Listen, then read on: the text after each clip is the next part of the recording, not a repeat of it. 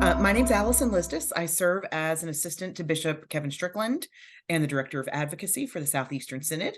I bring you greetings on behalf of Bishop Strickland and the rest of the Synod staff. And I'm so glad you're here this evening to join me and our creation care team, which is led by Sarah Parson. And we're glad to have you here. And this workshop is going to be led by Georgia Interfaith Power and Light. Hannah, do you want to take a minute to introduce yourself and who you are? Yeah, I'd be happy to. I'm Hannah Schultz. I'm the program director at Georgia Interfaith Power and Light. GIPL, that's what we call ourselves, GIPL. We are a faith-based environmental nonprofit. We've been around since 2003, and our mission is to work with communities of faith across the state on environmental education and advocacy and helping them implement practical climate solutions on site. We're part of the National Interfaith Power and Light Network, if you're familiar with National IPL. Fabulous. Thank you. Sarah, do you want to take a minute and introduce yourself? Sure. I'm Sarah Parson. As Allison said, I head up our environmental creation care advocacy team for the Southeastern Synod. I'm currently a student at United Lutheran Seminary in Philadelphia doing my MA in religion. And so I'm really happy to have all of you here. Awesome. Thanks, Sarah. All right. I guess Hannah, if you want to get started, you can take it away. That sounds great. I'll share my screen with you all. I'll also plan to send the PowerPoint to Allison at the after the presentation. So feel free to take notes and things, but know that you will also get a copy of the presentation.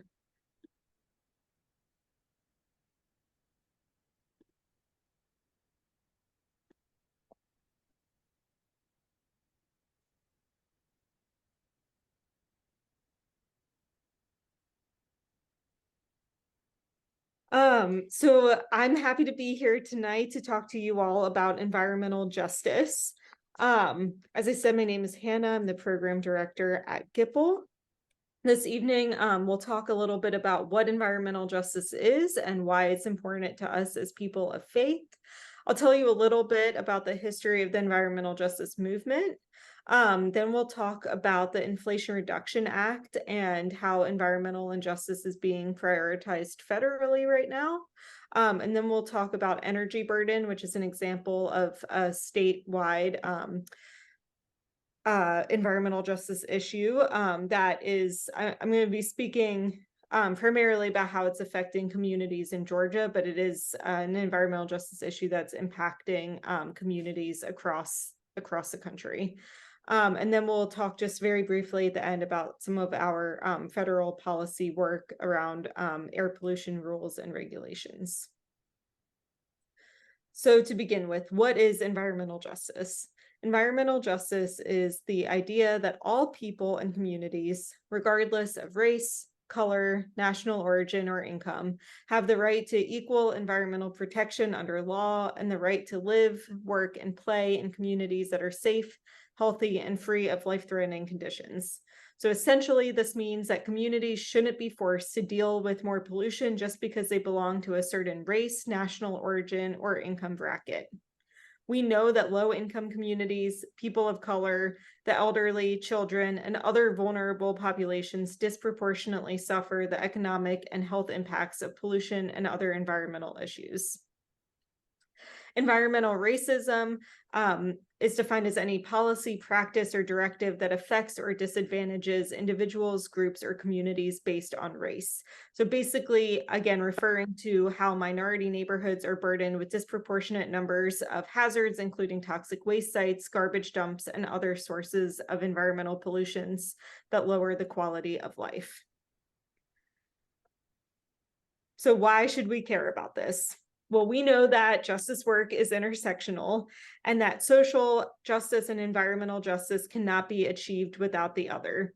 The same systems and structures of oppression that prioritize consumerism and production over sustainability also perpetuate economic, racial, and social injustices. We believe at GIPL that justice for God's creation cannot be achieved without fully addressing the environmental injustices impacting our neighbors and communities. And as people of faith, we hear again and again throughout scripture how we are called to be justice seekers. We are called to speak truth to power, and to be the prophetic voices in the public square saying that this is not as it should be. We know that the place where the earth is hurting the most is also the place where people are hurting the most. So as people of faith, we are called to love our neighbors and to seek justice for our brothers and sisters.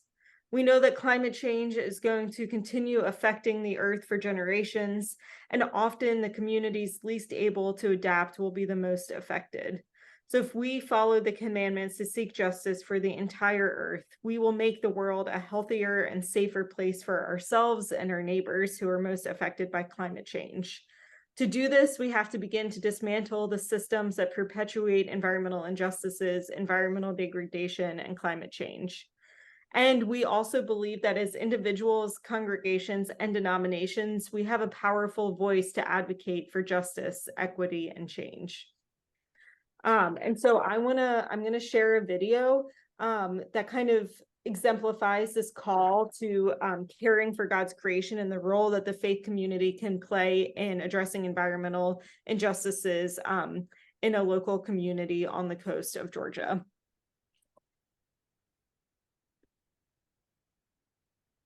And stop me if you can't hear this. It's a lonely place, but it is the only place. If we don't deal with truth, what you're going to end up having is the fiction that has brought us to the place to where democracy right now is in jeopardy. The communities here on the coast are Black, Indigenous, and people of color who are on the front line of the impact of climate change, particularly here in Brunswick, where there's a tremendous amount of flooding that results from tropical storms, sea level rise, and they are experiencing these impacts at alarming rates. September of last year, and we had an unusual rainy day. Yes, we're on the coast, so high tide plus rain means flooding. And we probably had about maybe 3 feet of water that was just standing here in this area. And in light of what we experienced last year and what it cost us here, we decided that we want to do our part and try to protect what we have here. And so we started boarding up the holes in which the water can infiltrate underneath the structure and put sandbags up. So that if we can't have structures in place that will protect us, we have to protect ourselves. But everybody can't afford sandbags. Everybody can't afford to always move away or protect themselves when flooding happens. Some people have lived in this particular city all their lives. Can't afford to go into wilderness, and they can barely afford to stay where they are. And those are the people who really need the funding to come in to improve the area and the conditions in which they live. I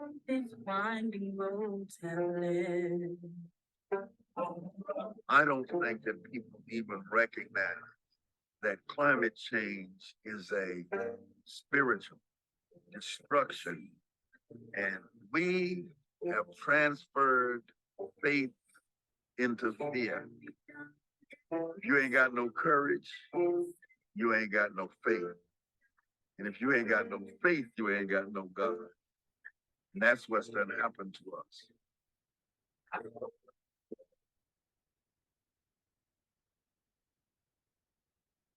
Churches have dug real deep into their coffers and are meeting the needs of communities that are being impacted by climate change. I think that federal government should be also investing in robust, rich, bold economic recovery, as well as infrastructure.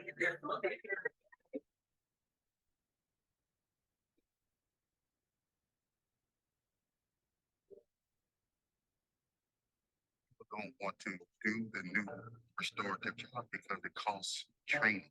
But I think we have to sort of take a step back and pause for a minute and say, but what is it costing us in the future?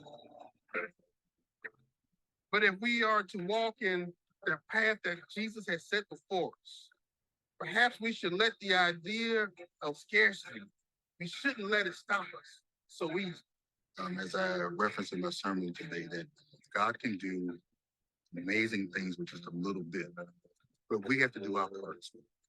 Thinking that we don't have the time or the money or the energy might be self-limiting when we actually have access to much more than we can ever imagine.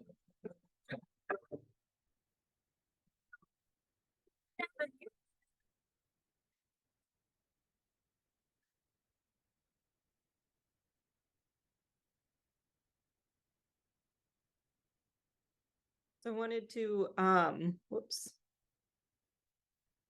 share that again as an example of the role of the faith community in acting on climate change, and particularly how the faith community in Brunswick is addressing some of the environmental injustices, such as flooding and sea level rise, that are impacting that community.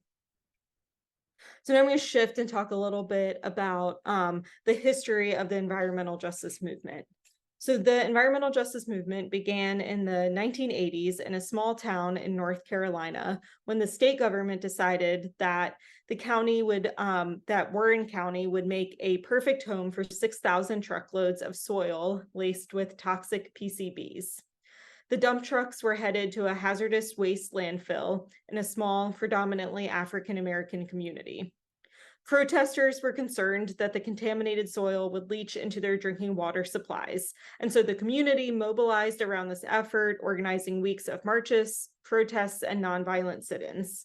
Unfortunately, they lost, and the toxic waste was deposited in their landfill, but this instance is widely regarded as the beginning of the environmental justice movement. These protests sparked environmental justice activists to look at other instances of similar injustice. Investigations and reports from the 80s showed a very similar pattern. Pollution-producing facilities were often cited in poorer communities of color. The United Church of Christ served as a leading organization in launching the environmental justice movement. So from the very beginning, there has been this tradition of faith communities speaking up and against instances of environmental injustice. Several pastors from the UCC were instrumental in leading the protests in Warren County. And shortly after these protests, the UCC Commission on Racial Justice conducted a study on environmental racism called Toxic Wastes and Race in the United States. They looked specifically at the statistical relationship between the location of a hazardous waste site and the racial and socioeconomic composition of the host communities nationwide. This study found that over 15 million African Americans, 8 million Hispanics, and half of all Asian and Pacific Islanders and Native Americans resided in communities with at least one abandoned or uncontrolled toxic waste site. The UCC study was the first of its kind to address the issues of race, class, and the environment on a national level. The study noted that although the socioeconomic status of residents did play a role in the location of hazardous waste sites, that the residents' race was the most significant factor among the variables analyzed. Reverend Benjamin Chavez Jr., one of these UCC pastors who was part of the Warren County protest and really spearheaded this movement, he said that the issue of environmental racism is an issue of life and death. It is not just an issue of some form of prejudice where someone doesn't like you because of the color of your skin. This is an issue that will take your life away if you don't get involved. And so again, it's these pastors and the faith community who's really kind of taking the lead at a national level from very early on. Shortly after this UCC report came out in 1991, the first National People of Color Environmental Leadership Summit was held in Washington, D.C. This 4-day conference was attended by several hundred Native American, African American, Latino, and Asian Pacific environmentalists. The summit was instrumental because it produced the principles of environmental justice and the call to action, which are two foundational documents of the environmental justice movement. These principles that were created at this meeting have guided the work of grassroots environmental organizations ever since. And in the 90s, the environmental justice movement picked up national recognition from the US government as well. In 1990, an environmental equity work group was created by the EPA administrator. And in 1992, the Office of Environmental Equity was established under the jurisdiction of the EPA based on the recommendation from this work group. In 1994, the name was changed to the Office of Environmental Justice, which is still what it's known by today. In 1994, President Clinton also signed an executive order to focus federal attention on the environmental and human health conditions of minority and low-income populations, with the goal of achieving environmental protection for all communities. The order established an interagency working group on environmental justice and directed federal agencies to develop strategies on how to identify and address the disproportionately adverse human health and environmental effects of programs, policies, and activities on minority and low-income populations. However, kind of after the mid-1990s, not a lot of significant federal progress was made until recently on environmental justice. Under the Bush administration in the early 2000s, the EPA shifted the focus of the Environmental Justice Department away from emphasizing minority and low-income populations to focus on environmental justice for all. In 2009, Obama's administration recommitted to environmental justice, but no bills were passed focusing on expanding environmental justice protections during his administration. But to skip ahead to talk a little bit about what's happening now, I want to talk a little bit about the Justice 40 initiative. This initiative is a Biden administration pledge to improve the environment in disadvantaged communities and help them prepare for climate change.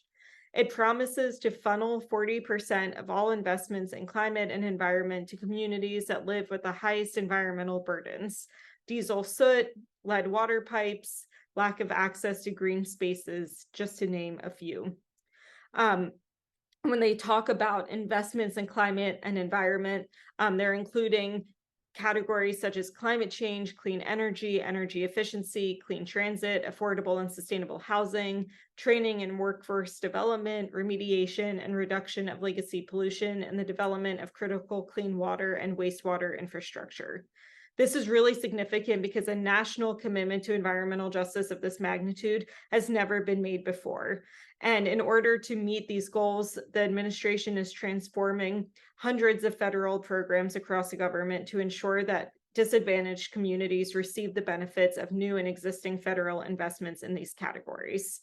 And a lot of this is made possible through the Inflation Reduction Act, which is a piece of legislation that was signed into law in August of 2022. The Inflation Reduction Act includes historic climate investments for communities, including clean energy tax credits for wind and solar, electric vehicles, efficiency upgrades and heat pumps, more than $60 billion for environmental justice priorities, up to $60 billion for domestic clean energy manufacturing, $27 billion to speed the development of emission reduction technologies, especially in disadvantaged communities, and a fee on methane pollution from oil and gas infrastructure. This is anticipated to be a really significant piece of climate legislation. Recent modeling from the Rhodium Group highlights the substantial emission reduction impact of these provisions. So you can see here that under a business as usual scenario without the IRA, the US would be expected to reduce greenhouse gas emissions by between 24 and 35% by 2030 compared to 2005 levels.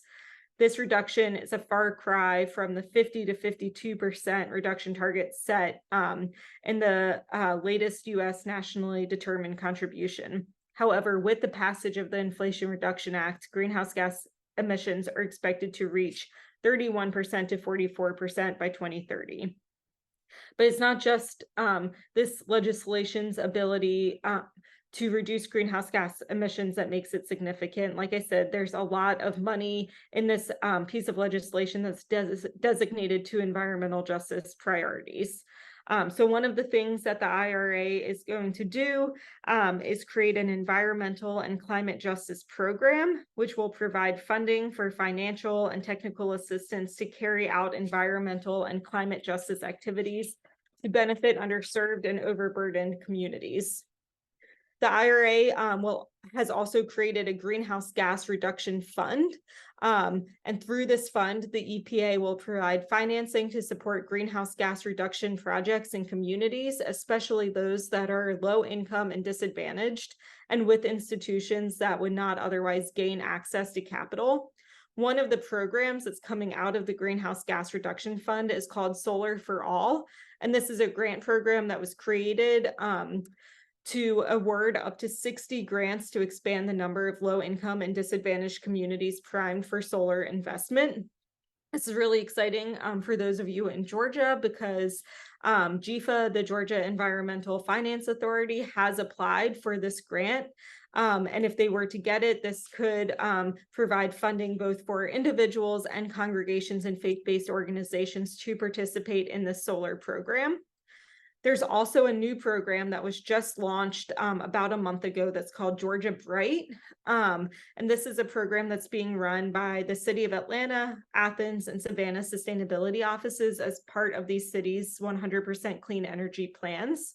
This program is designed to reach low to moderate income homeowners in Georgia and to help them affordably put solar on their homes through a discount solar lease program that will actually start showing savings to the homeowners day one. This program, this group of cities has also applied for some Solar for All money, and that money would help to continue the program, but the program is already financed and it's up and running. I'll put a link to our website where you can find out more information about that program. And I'll also give a plug for a roundtable that's happening tomorrow. I can drop the Zoom for that into the chat as well, but we're actually going to have the folks who are running the Georgia Bright program join us for a Green Team Roundtable tomorrow at noon, and you all would be invited to come to that and learn more about this program. But if you live in Georgia and you are a low to moderate income homeowner, you would be eligible to apply for this program and get access to low cost solar energy. So we're really excited about this program. Something else that the IRA did is create an environmental and climate justice grant. Basically, through this grant, the EPA will empower community efforts to confront and overcome persistent pollution challenges in underserved communities that have often led to worse health and economic outcomes over decades.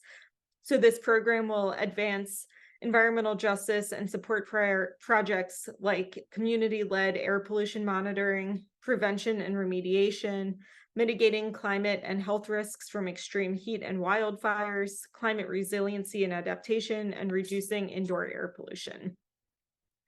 I will say that a lot of this money is still being distributed to state governments, and then like even further to like bigger nonprofits and NGOs.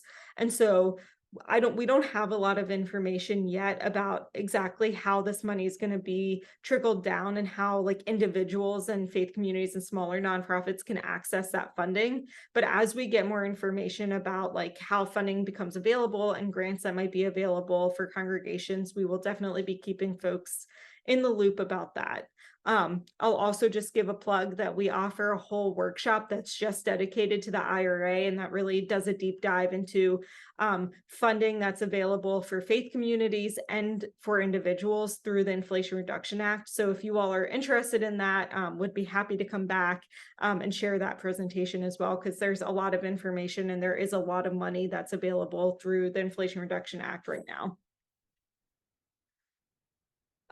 But I want to spend some time tonight talking about an environmental justice issue that is impacting communities in Georgia and throughout the Southeast.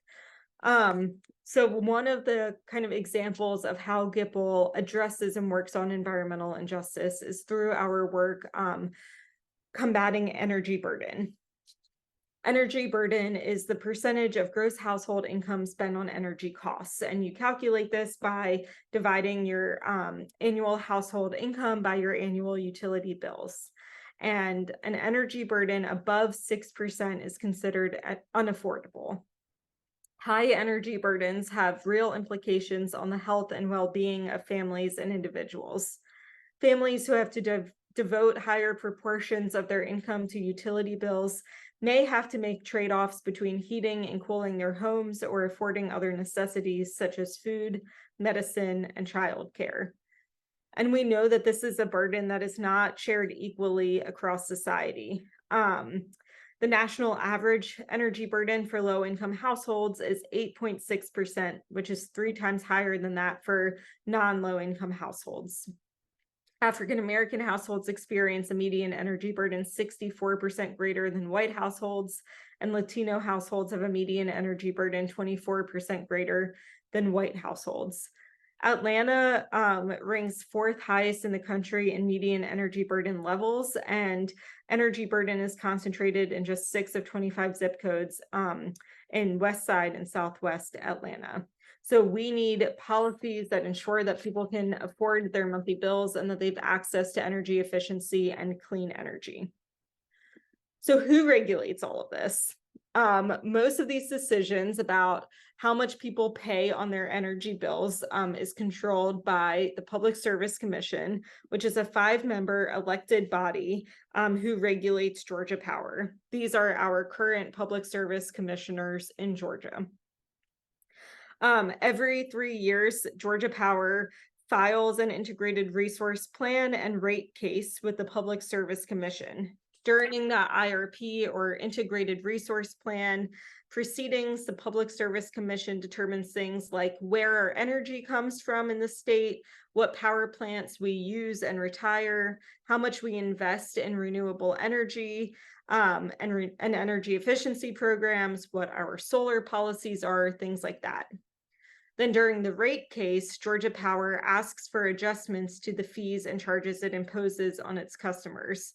This is where the Public Service Commission determines how much ratepayers pay on their bills. So 2 of the main factors contributing to energy burden in Georgia are price hikes and high mandatory fees. So during the rate case, which concluded in December, the Public Service Commission approved a rate hike that increased the average monthly bill by roughly $4. And then in June, they approved a monthly bill jump of around $16 that started at the beginning of June. So that's pretty significant, and that's to cover the costs of coal and gas-fired energy in the state.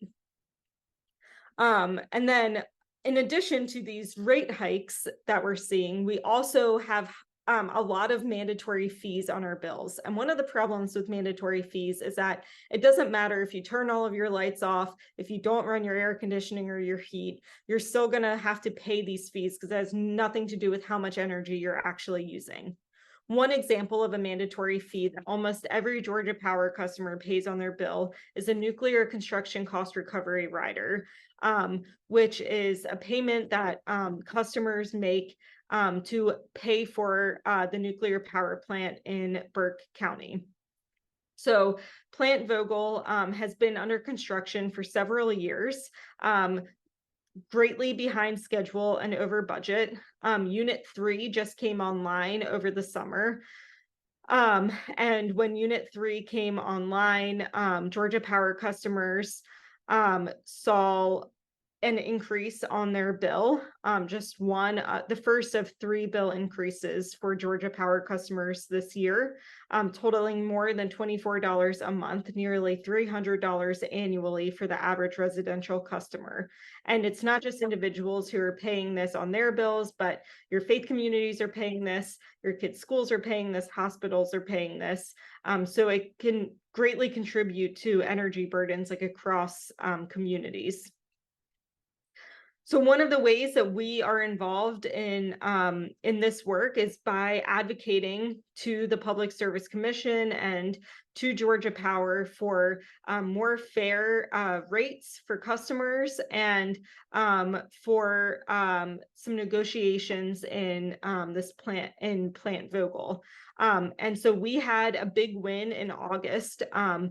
GIPL and our attorneys at the Southern Environmental Law Center successfully negotiated with Georgia Power and the Public Service Commission staff to offset rate increases from Plant Vogtle construction costs with much needed bill relief for seniors and lower income Georgians.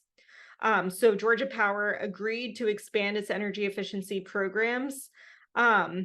And these programs invest in Georgians' homes to reduce energy use and make bills less expensive. The company also agreed to expand its popular bill relief program, currently available only to a limited group of income qualified seniors. They pledged to add up to 96,000 new participants over the next 3 years. So we were really excited to be able to work out that deal with them to get an expansion of these energy efficiency programs, because we know that energy efficiency is one of the best ways to combat energy burden. So we will let folks know as there are ways to advocate to the Public Service Commission. Sometimes we invite folks in our network to write letters to public service commissioners with specific asks, or to come down to the Public Service Commission with us and provide testimony. So as there are opportunities for that, we'll let Allison and your network know if you're interested in getting involved in that way. But I think one of the best ways that you can be advocates around this issue is simply by sharing information. I think a lot of people don't know who the Public Service Commission is, don't know that they're statewide elected officials, and don't know what they regulate and what they do. But they really have so much impact on our communities and significantly do impact the lives of people in Georgia. And this, again, is not just an issue happening here in Georgia. Similarly, states across the South have their own public service commissions that are regulating utilities in a very similar way. But in addition to the kind of political advocacy that we can do to combat energy burden, one of the best things that individuals and faith communities can do is invest in energy efficiency and renewable energy as a hedge against rising energy costs. So at GIPL, we have a couple of programs to help faith communities with this. We have our PowerWise program. We offer low-cost energy audits to congregations. We work with a professional engineer who will provide an energy audit and a customized audit report with recommendations about things that congregations can do to help lower their bills. It's things like LED lights, attic insulation, replacing old doors and windows. And then we have a matching grant fund where we provide congregations up to $7,000 every year for 5 years after getting their audit to implement some of these projects on site. And we've seen congregations save as much as $1,000 a month on their utility bills from making some of these retrofits. We also have a solar program, so we help congregations get free solar assessments. We work with vetted solar installers across the state and act as the liaison between the utility, the installer, and the congregation, helping congregations navigate the solar process and figure out how to finance the system. There is funding from the Inflation Reduction Act for congregations to invest in solar and battery storage. And GIPL also has a solar loan fund. It's a zero interest loan of up to $15,000 to be paid back over 3 years. But this is not just stuff that you can do for your congregation. There's a lot of things that individuals can do at home as well. We use a benchmarking tool both for congregations and for individuals called Energy Star Portfolio Manager. You can sign up for free to use this tool. You put in your monthly utility information, and you can track how much you're spending, and ESPM will make recommendations for your projects and things that retrofits that you can do at home to lower your monthly bills. I also recommend getting a home energy audit. Georgia Power offers home energy audits. Other utilities do as well, but this is a great way to get a sense of how much energy your home is consuming and what are like the low-hanging fruit things that you can do to help lower those monthly bills. There's also funding in the form of rebates, both from Georgia Power and through the Inflation Reduction Act. And one of the best tools, I'll put a link to this in the chat as well, but this savings calculator through Rewiring America is a great tool to understand for individuals and homeowners to understand how much money they might be able to access, both in rebates and tax credits through the Inflation Reduction Act. So you put in information about your home, your homeowner status, and household income, and they will tell you which of those rebates you might be eligible for, but it's rebates for energy efficiency projects like heat pump water heaters, doors and windows, installation, really practical retrofits that you can make to your homes. And then lastly, as I mentioned, we do some federal policy work as well. Our current policy ask is to finalize strong pollution protections. We know that coal and gas-fired power plants are causing groundwater contamination and air pollution across Georgia, and we need strong federal guidance today to protect the public health of our communities and curb the climate crisis. So I'm also going to put a link to that petition in the chat that you all can sign and share widely as well. I think that is all I have. I'm happy to spend the rest of the time taking any questions that you have or just having kind of a discussion about this topic. If you have any questions, please just unmute yourself and go ahead and ask.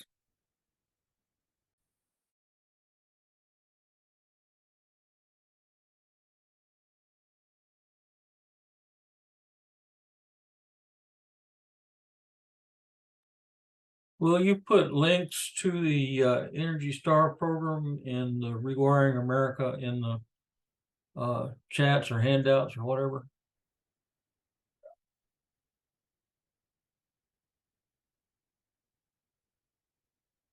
Hannah, you're muted. Sorry about that. Yes, I will put them in the chat and also send them to Allison to put in the follow-up email.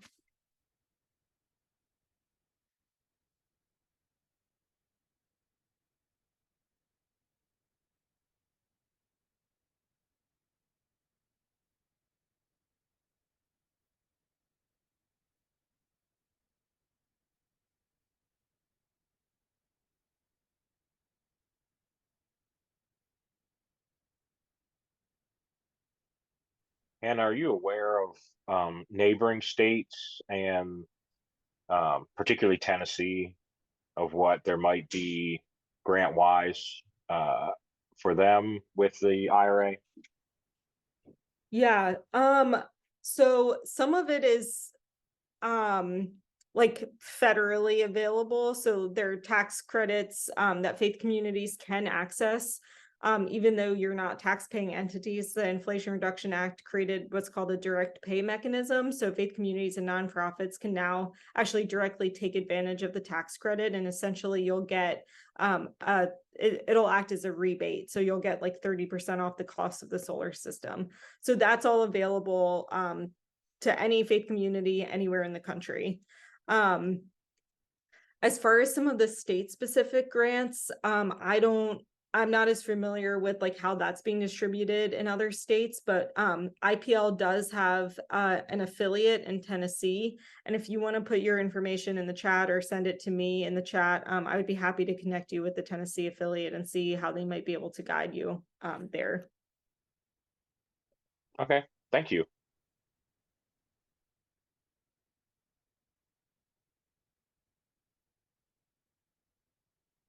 Yeah, I'm curious for those of you who live in other states, like what are some of the environmental justice issues that you are kind of aware of or working on in your states?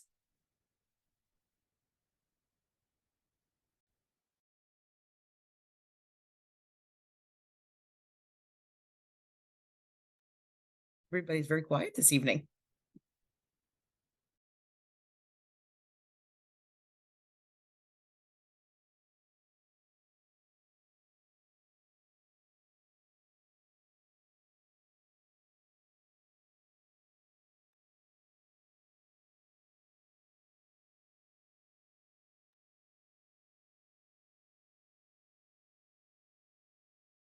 I don't know, Anna, we might be done. If no one has any other questions.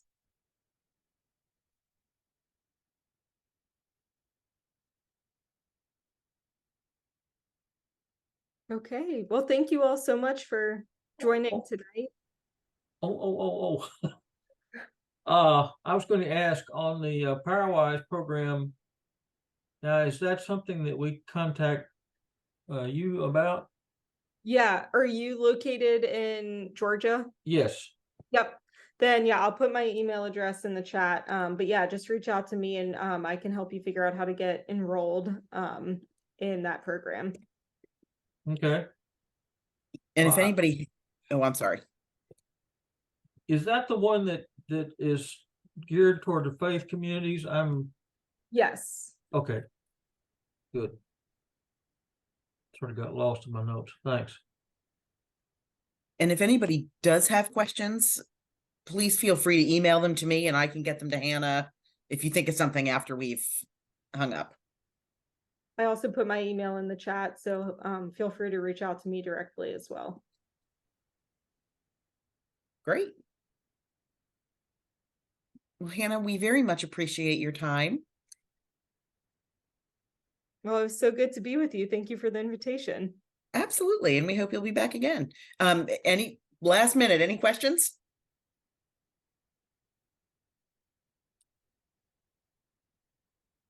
All right. Well, thank you so very much.